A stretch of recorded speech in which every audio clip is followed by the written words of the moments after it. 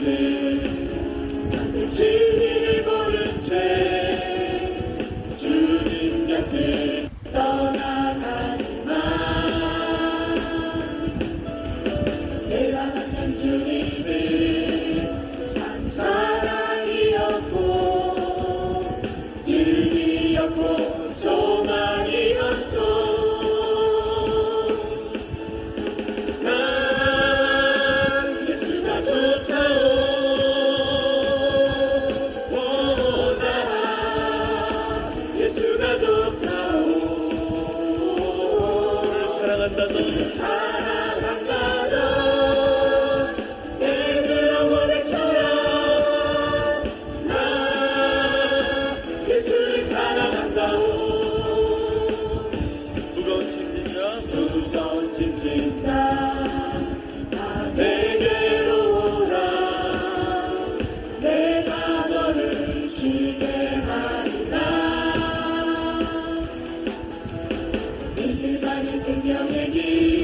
복된 길이라 복된 길이라 항상 내게 들려주셔서 예수가 좋다오 나 예수가 좋다오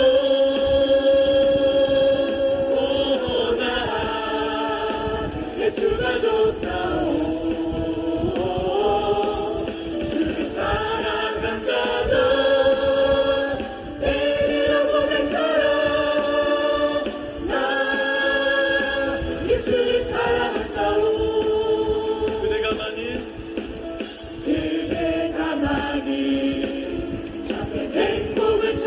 누굴 만나야 됩니까? 예수님을 만나보세요. 그분으로 인하여 참 평안을 얻으며 나와 같이 고백합니다. 우리의 믿음의 고백을 담아 나 예수가 좋다오. 할렐루야. 나 예수가 좋다오.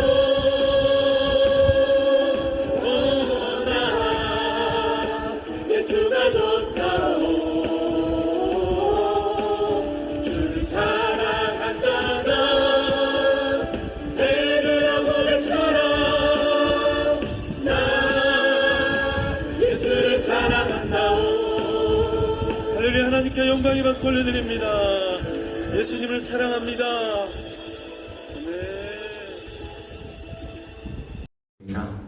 새로운 희망, 새 은혜가 우리의 삶에 충만한 임하시길 축복합니다. 새롭게 출발하는 9월 주님의 이름으로 우리가 함께 예배드리고 삶의 자리에 나아갔을 때 승리와 평강을 누리게 될 줄 믿습니다. 지난 8월 한 달 우리는 사람에 대해서 살펴봤고요. 지난주에 이제 다리를 건너서 이제 하나님에 대해서, 예수님에 대해서 우리가 이번 가운데 살펴보려고 합니다. 그가 누구이기에 오늘 본문 제자들이 외쳤던 그 말 그대로 제목을 따왔습니다. 그가 누구이기에, 예수님이 누구이신지 말씀을 통해 살펴볼 텐데요. 저는 오늘 우리가 함께 읽은 마가복음 4장 그리고 5장의 말씀이 성경 66권을 압축해 놓은 정말 좋은 본문이라 그렇게 생각되어집니다. 요즘 새 가족들도 여러분 계시기 때문에 예수님이 어떤 분이신가 이 시간 잘 정리하고 배우는 시간 되었으면 좋겠습니다. 예수님이 누구신가? 그가 누구이신가? 첫 번째는 창조주이신 예수님이십니다. 한번 따라하겠습니다. 시작. 창조주이신 예수님. 예, 그렇습니다. 예수님은 창조주이십니다. 오늘 본문 말씀 41절 말씀에 보니까 그가 누구이기에 바람과 바다도 순종하는가 하였더라. 여러분들도 혹시 사시다가 저 동해 바다를 보면서 막 소리도 치고 막 그렇게 해보신 적 있으시죠? 바람 불어올 때 막 불평스럽게 한탄스럽게 멈춰라 하신 적 있죠? 멈추던가요? 예, 안 멈춥니다. 바람도 바다도 여러분들이 누구인지 알기 때문입니다.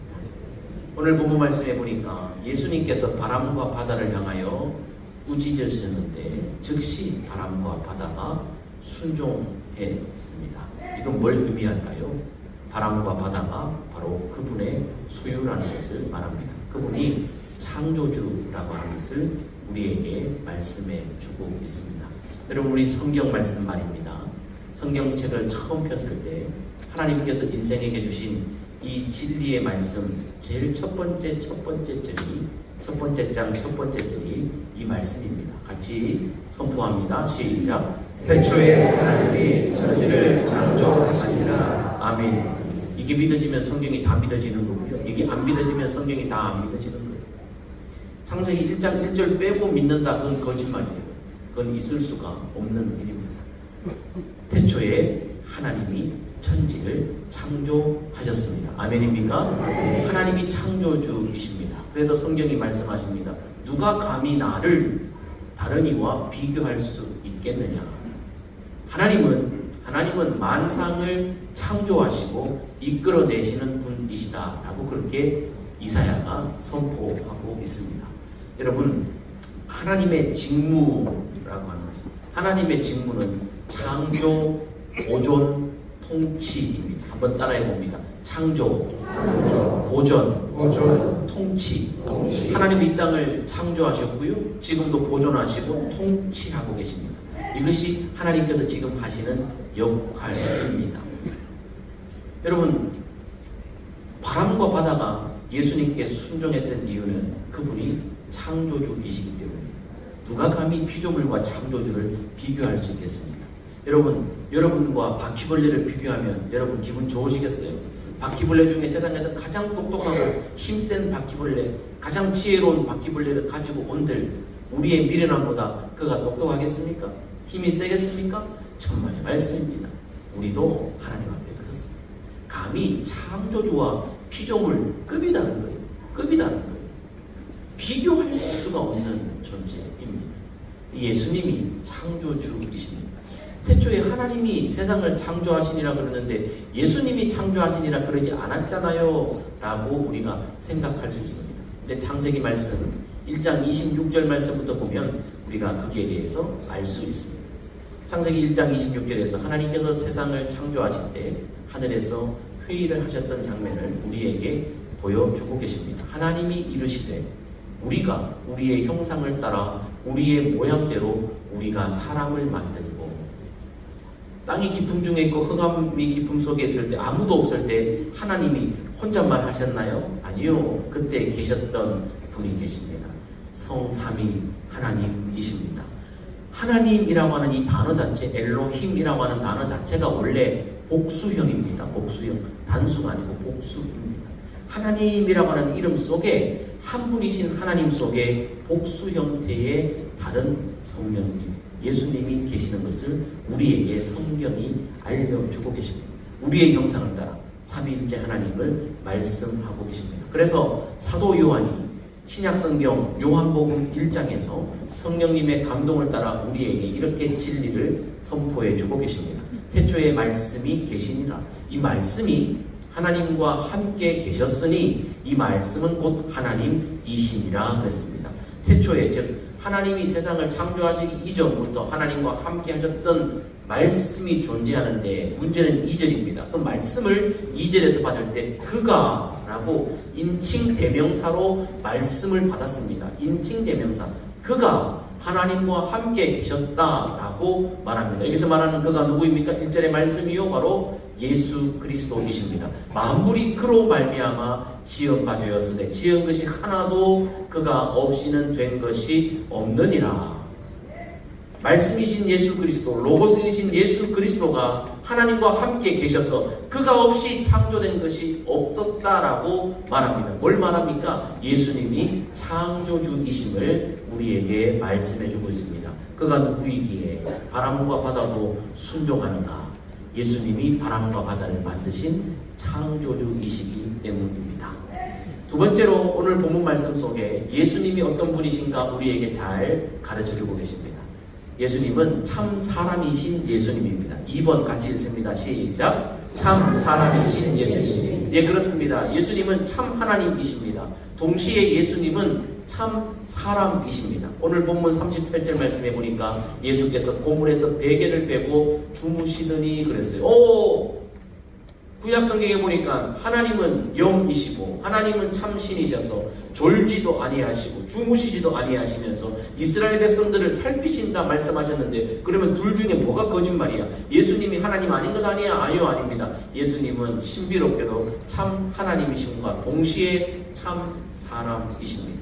참 사람, 성육신 하신 신비로운 존재이시기에 베개를 베고 주무셨다 말씀하고 있습니다. 여러분, 디모데전서 2장 5절에 하나님은 한 분이시요 또 하나님과 사람 사이의 중보자도 한 분이시니 곧 사람이신 그리스도 예수라라고 선포하고 있습니다. 그리스도 예수는 사람이십니다. 우리와 똑같은 사람이셨습니다. 그래서 성경 말씀 속에 보면 예수님은 사람의 이름을 가지셨고 성장 과정을 사람들과 동일하게 거치셨고 배고픔을 아셨고 갈증을 느끼셨으며 피곤함을 아셨고 주무셨던 것입니다. 예수님은 참 사람이셨습니다. 하나님이 참 하나님이시고 예수님이 참 하나님이시자 참 사람인 것을 믿지 않는 것이 바로 이단입니다. 여러분, 예수님은 참 사람이십니다. 그런데 참 하나님이신 그분이 참 사람 성육신이 되어 이 땅에 오셨습니다. 왜 오셨습니까? 그 목적은 무엇입니까? 고통 속에 있는 인생들과 함께 계시기 위함이었습니다. 3번 읽습니다. 시작. 고통 중에 함께 계시는 예수님. 그가 누구이신가? 예수님 그가 누구이신가? 예수님은 어떤 분이신가? 고통 중에 인생들과 함께 계시는 분이십니다. 우리가 신앙생활 하거나 인생을 살아갈 때 고통을 만나거나 절망을 만날 때 우리가 너무나 자주 하는 말들이 있습니다. 내가 고통당할 때 힘들 때 하나님은 도대체 뭐 하시나? 하나님은 계시기나 하신가? 계시다면 어디에 계시는가? 라는 질문들을 우리가 많이 합니다. 종종 합니다. 이렇게 하는 질문 자체가 죄는 아닙니다. 하나님 앞에서 얼마나 힘들면 그 말을 하겠습니까? 여러분 가만히 보세요. 고통 중에 하나님이 어디에 계시는가? 오늘 본문 마가복음 4장 36절 말씀의 하반절에 보면 예수님이 배에 계신 그대로 배를 타고 옮겨가셨다고 말합니다. 그런데 다른 배와 함께 가던 예수님이 타고 계신 그 배와 함께 큰 광풍을 만나게 됩니다. 큰 광풍이 일어나 물결이 배에 부딪혔습니다. 부딪히는 것에 그치지 않고 물결이 배를 삼켜버려 배에 물이 가득하게 되었다라고 말합니다. 큰 광풍, 이것은 메갈레 아네무라고 하는 원어입니다. 큰 광풍, 메갈레라고 하는 이 단어의 어원에서 파생된 영어가 메가톤. 여러분 메가톤급 태풍 그러잖아요. 크다라고 할 때 메갈레. 큰 광풍이 불었습니다. 우리 인생이요 갈릴리 바다와 같은 여러 광풍들이 많이 붑니다. 큰 광풍들도 많이 불죠. 여러분 객관적으로 작은 광풍도 주관적으로 느낄 때는 언제나 큰 광풍입니다. 모든 사람이 다 그렇습니다. 내가 겪는 고난이 제일 고난입니다. 여러분 남자분들 보세요. 다 특공대 주십니다. 자기가 군대에서 제일 고생했대. 그런데 우리는 알잖아요. 남자들은 알잖아요. 그 부대가 특공부대가 아니라는 걸. 다 해병대 아니에요, 솔직히 말하면요. 예. 그런데 다 말하는 건 다 자기가 해병대고 특공대. 자기 군생활이 제일 힘든 거죠. 우리 인생이 다 그렇게 광풍 속에 되어 있습니다. 그런데 그때 예수님 뭐 하셨어요? 베개 베고 배에 계셨습니다. 고통 중에 예수님 거기에 계셨습니다. 고통에 대해서 많은 신학자들이나 신앙의 선배들이 많이 고민하고 연구하고 기도하고 몸부림칩니다. 고통의 문제, 이게 뭘까? 그러나 여러분 수많은 두꺼운 책들이나 아니면 여러 가지 학문들의 이론들이 있습니다만은 우리의 고통을 다 담아내지는 사실 못합니다. 고통의 문제는 인생의 이 한계적인 언어로 설명할 수가 없습니다. 여러분이 그린 퀼트, 바느질하는 뒷면, 앞면입니다. 안쪽 면입니다. 속면입니다. 이게 도대체 무슨 형태인지. 여러분 이렇게 잘하는 사람, 잘했으니까 사진 찍어서 인터넷에 올렸을 거 아니에요? 저나 여러분들 같은 초보자, 바느질을 못하는 분은 바느질하면 뒷면에 뒤집어 보면 어때요? 엉망진창이죠. 엉키고 설키고 막 이렇게 갔다가 저렇게 갔다가 이렇게 한 땀 한 땀 이렇게 잘 없어요. 명품이 아니에요. 엉키고 설키고 도대체 이게 뭐 지저분한. 그런데 여러분, 이 바느질 속면이 우리 인생의 고통의 문제를 잘 설명해 주는 건 아닌가 싶습니다. 바느질 뒷면에 저렇게 엉키고 설키고 엉망진창인 것 같고 이거 도대체 뭔가 뭐 하려고 이렇게 하는가 싶은데요, 이 뒷면에서 하나님이 일하고 계시는 거예요. 여러분이 바느질의 뒷면을 보십시오. 이렇게 멋지고 예쁜 작품이 여기에서 나오는 거예요. 우리의 인생, 내 인생에 왜 이런 고통이 있을까? 왜 이런 고통이 얽히고 설켜 있을까? 왜 이렇게 지저분할까? 내 인생은 왜 이렇게 엉망일까 싶지만 여러분, 그 뒤에서 하나님의 손이 우리의 손을 옮겨 덮어주시면 아름답고 찬란한 잘 다듬어진 작품이 될 줄 믿습니다.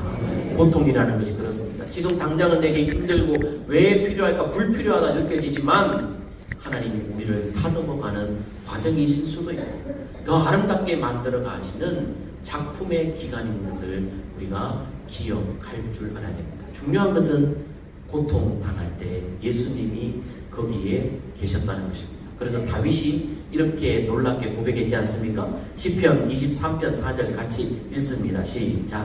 내가 사망의 지난 골짜기로 갈지라도 때를 두려워하지 않을 것은 주께서 나와 함께 하시리라. 네, 그렇습니다. 다윗, 여러분, 다윗이 누굽니까? 영성의 대가이지 않습니까? 이세의 아들 다윗을 만나니 내 마음에 합한 자라. 하나님이여 다윗을 극찬했습니다. 그렇게 위대한 다윗, 그런 다윗이라면 고통이 없고 하나님이 보호하사 날마다 행복과 기쁨이 있어야 되는데 다윗도 사망의 음침한 골짜기를 수없이 갔다는 사실입니다. 그의 삶에 고통이 없었던 것이 아닙니다. 사망의 음침한 골짜기가 수없이 많았습니다. 우리는 잘 압니다. 다윗은요, 전쟁할 때 최고 앞에 서서 피 터지는 그곳에서 싸웠던 사람, 언제나 노출되어 있던 사람입니다. 그러나 그가 말합니다. 거기에서도 주께서 나와 함께 하십니다. 할렐루야. 그렇습니다. 고통 중에 하나님 어디 계십니까? 고통은 중간에 있습니다. 그래서 이사야가 이렇게 말합니다. 두려워하지 말아라. 너는 내 것이다. 네가 혹 물 가운데 지날 때에 내가 너와 함께 할 것이다.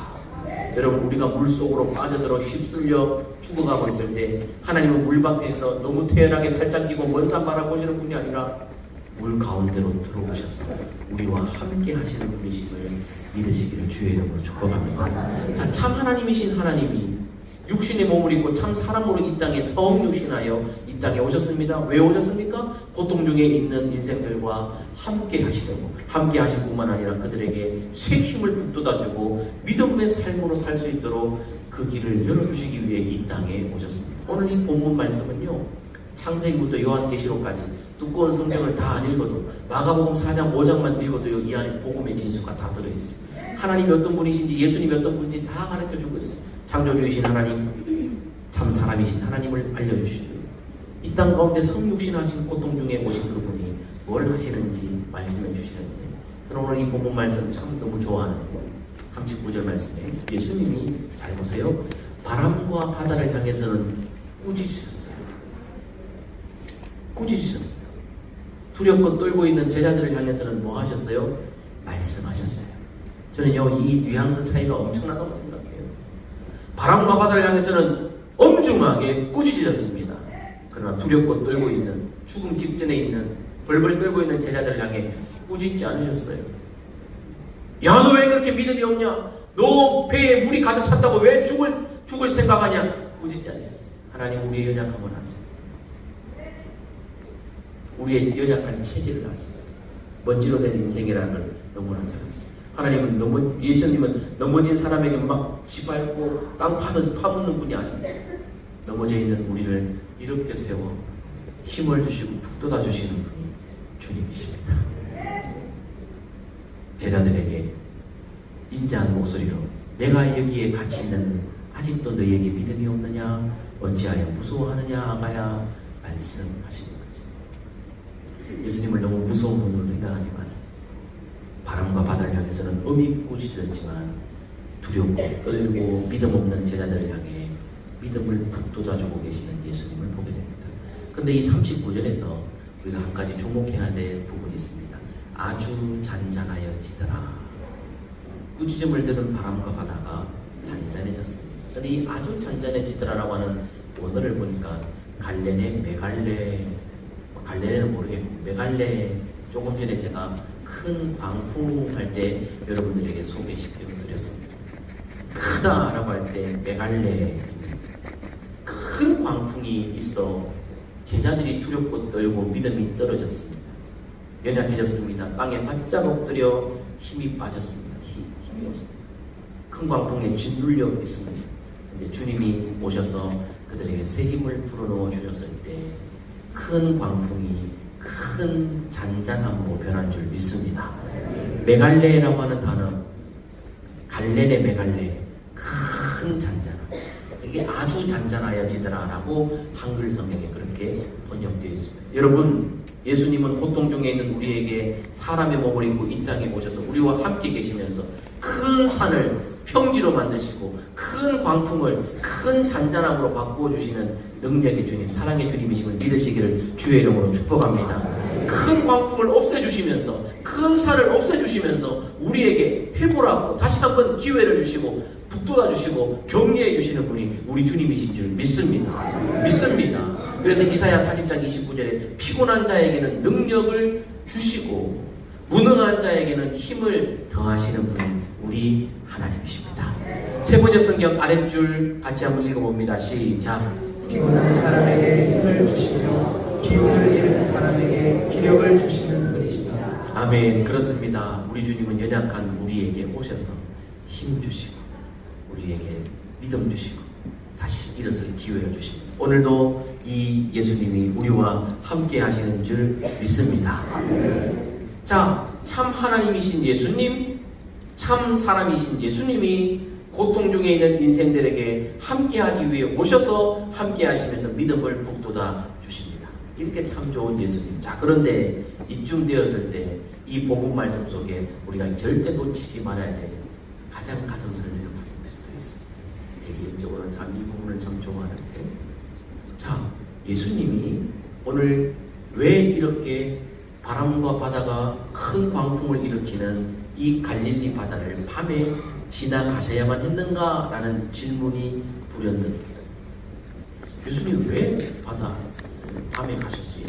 오늘 본문에 그날 저물 때에 예수님께서 제자들에게 이르시되 건너가자 말씀하셨어요. 그날 저물 때 그랬어요. 그날 하루가 지나지 않았습니다. 그날 예수님 뭐 하셨는가? 마가복음 4장 앞부분에 보시니까 하루 종일 열심히 가르치시고 사역하셨어요. 하루 종일 마가복음 4장의 말씀에 보면 씨 뿌리는 비유부터 시작해서 가르치시고 선포하시고 치유하시는 사역을 가졌어요. 8시간 일하신 게 아니라 새벽부터 일하셨어요. 온종일 일하셨어요. 근데 참 사람이신 예수님 피곤하셨을 거 아닙니까?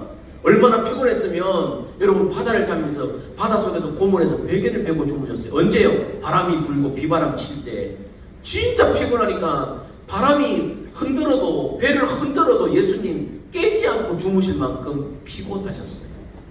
그러면 또 질문, 그렇게 피곤한데 사람이신 예수님 하룻밤 푹 주무시고 아무리 급한 일이 있어도 아무리 중요한 일이 있어도 만약 급하고 중요하다면 다음날 아침 일찍 일어나셔서 바다도 잘 보이고 바람도 없을 때 갈릴리 바다를 지나가셨으면 될 텐데 왜 하필 피곤한데 하루 종일 일하셨는데 밤에 바람이 불 줄 알면서도 왜 갈릴리 바다로 가자고 하셨을까? 건너가면 무슨 최고의 파티가 준비되어 있어서 예수님을 위한 파티가 준비되어 있어서 임금들이 다 모여서 급빈한 자들이 다 모여서 중요한 사람들 다 모여서 무슨 정상회담을 해서 아니면 거기 뭐 투자할 만한 놀라운 돈 벌 만한 가치의 일이 있어서 예수님 그 밤에 그 길을 지나가셨을까요? 아니요, 아닙니다. 예수님 왜 그 밤에 가셨을까? 저는 성경을 배우다가 이 부분을 깨닫고 막 소름이 끼치고 그래서 제가 마가복음 4장 5장이 창세기 1장부터 요한계시록 21장까지를 음축해 놓은 것 같은 느낌을 받는 게 여기에 있어요. 왜 예수님 그 밤에 거기서 바람을 뚫고 가셨는가? 시간을 뚫고 왜 가셨는가? 답이 나옵니다. 이렇게 급히 가자고 하신 이유는 한 사람을 찾아가서 구원하기 위함입니다. 복음의 진수 5번 읽습니다. 시작. 한 사람을 찾아가서 구원하시는 예수님. 저는 이 부분이 정말 예수님의 본질을 잘 우리에게 알려줍니다. 자, 그러면 건너가서 누구를 구원하시는가? 이게 클라이막스. 5장으로 넘어가 보면 소름 끼치죠. 큰 광풍이 불 줄 아셨음에도 피곤하면서도 불구하고 그 밤에 지나가셨던 예수님. 왜입니까? 5장에 건너간 그곳은 거라사인의 지방입니다. 거라사인의 지방에 가서 예수님이 만난 사람, 사역의 능력을 행한 사람은 단 한 사람입니다. 누구이냐? 더러운 귀신 들린 사람. 더러운 귀신 들려 무덤 사이에서 지내는 사람. 얼마나 귀신이 많이 들렸든지 성경은 우리에게 군대 귀신 집힌 자다라고 말합니다. 군대 귀신 들린 자. 얼마나 강력한 힘을 가진 귀신인지, 얼마나 강력한 힘을 가진 귀신인지 군대로 떼거지로 몰려 한 사람을 억압해버리는 거예요. 여러분 한번 생각해 보세요. 특공대, 해병대, 여러분 힘센 사람 한 사람만 와서 우리를 짓눌러도 우리는요 발버둥 치다가 일어나지도 못할 거예요. 그런데 여러분 군대 한 부대가 와서 누른다고 생각해 보세요. 시간적 여유가 있습니까? 급한 거예요. 예수님 급하신 거예요. 이 한 사람, 귀신 들린 사람, 집에서도 포기하고 사람들도 포기하고 모르겠어요. 거라사 지방의 사람들이 이 귀신 들린 사람을 볼 때 뭐라 그러겠어요? 아이고 차라리 죽지. 아우 괜히 저기 살아가지고 우리를 왜 귀찮게 하고 무섭게 해. 아우 저거 풀고 나오면 어떡해. 아우 해코지 하는 거 아니야? 아우 저거 차라리 죽었으면 좋겠다. 저 다른 마을에 갔으면 좋겠다. 이런 마음 안 가졌겠어요? 그러지 않나요? 우리 그러지 않습니까? 우리 주변에 이상한 사람, 뿅어져는 사람 있으면 아우 딴 데 갔으면 좋겠다 이런 생각 안 하나요? 하지요. 가족도 식구도 다 버린 사람. 어찌 보면 고멜보다 더 처참한 사람. 더러운 귀신 들려 군대 귀신 들려 묶여있는 그 사람. 예수님이요 오늘 밤에 꼭 가야만 하시는 거예요. 바람을 뚫고서라도 가셔야 되는 거예요. 아무리 예수님 피곤해도 가셔야 되는 거예요. 왜? 저 한 영혼이 귀하기 때문에. 그리고 여러분 예수님 보세요. 예수님이 거라사 지방 가서 하신 게 뭔지 아세요? 귀신을 내어 쫓았어요. 옆에 돼지떼 있어요. 돼지떼 이야기 아시죠? 돼지떼에다가 몰살시켰어요. 돼지떼들이 다 죽었어요. 그랬더니 그 거라사 지방 사람들이 뭐 했어요? 거라사 지방 사람들이 예수를 쫓아냈어요. 여기 또 질문이 있어요. 거라사 지방 사람들은 귀신을 쫓아냈던 사람들이 아니라 예수를 쫓아냈던 사람들.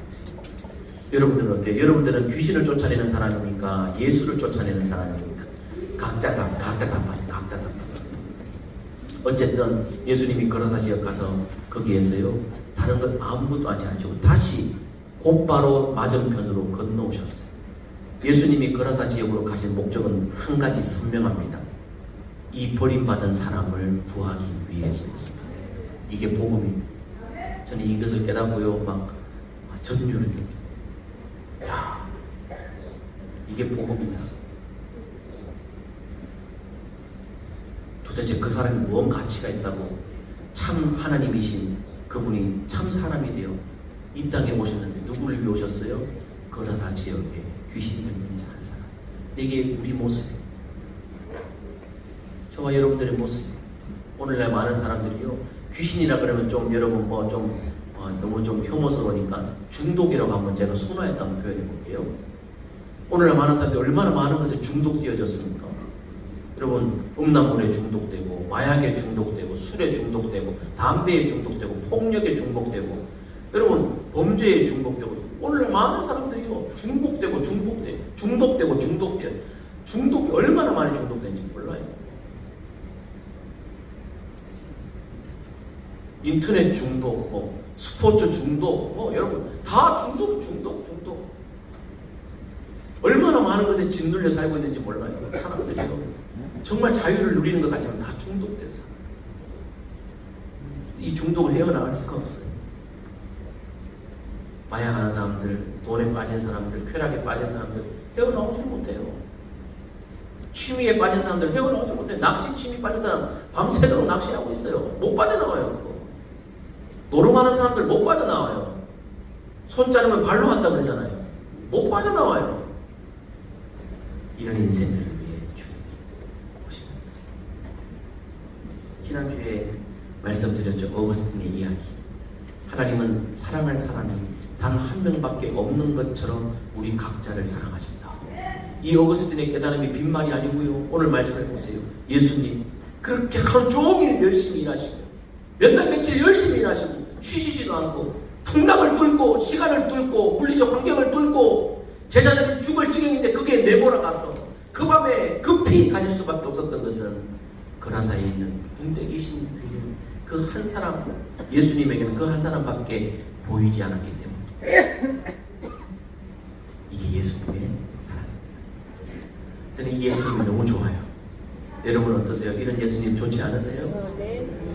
이 땅에 저와 여러분들을 위해 단 한 명이서도 예수님 다시 이 땅에 오셔서 십자가에 죽으신 것입니다.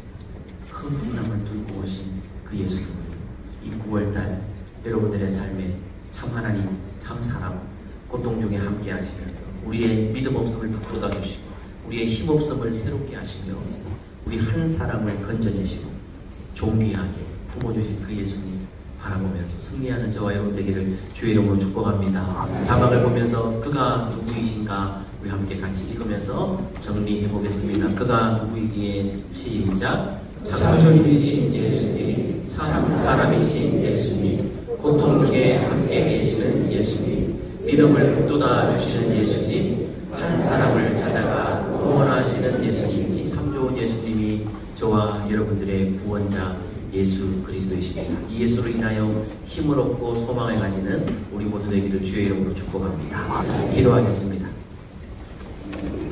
하나님 아버지,